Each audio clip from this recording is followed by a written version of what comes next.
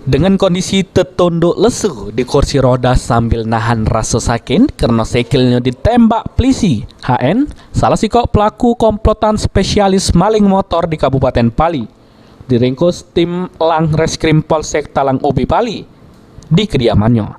Menurut pengakuan tersangka, dirinya sudah 3 kali maling motor di Kecamatan Talang Ubi Pali. Motor hasil palingan dijajok di daerah Gunung Megang, serego 2-3 juta.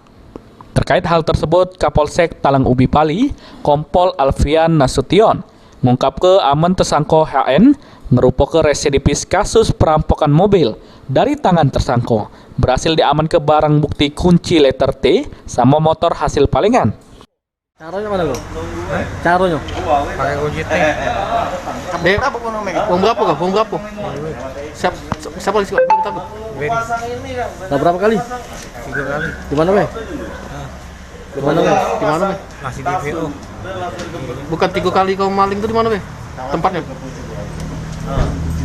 Siang malam kau malingnya? Malam. Tahu. Malam. Itu motor yang posisi di mana? Depan rumah ya? Atau mana?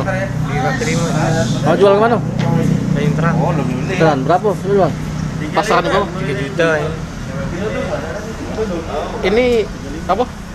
Pernah tuang lo? Pernah di penjara? Pernah. Kasus sama? Iya. Tahun berapa tuh? 2017. Guna nanggung jawab ke perbuatannya, tersangka dijerat pasal 363 KUHP. Yang ini hari sudah dijeblos ke sel tahanan Polsek Talang Ubi. Sementara sikok pelaku lainnya inisial BR. Ya, ini tersangka ini termasuk residipis. Artinya sudah berulang kali melakukan hal yang sama. Ya, yang mana ini adalah pernah melakukan perampokan kalau menurut keterangannya. Kemudian di wilayah kita 2 kali melakukan curanmor, ya. Ada 2 TKP. Ada 3 TKP. Ini tunggal atau ada komplotan lainnya dan?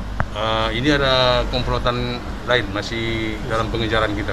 Ini residipis sebenarnya? Ya, ini Yang masih DPO jeru pembebasan polisi. Aji Delia, PAL TV.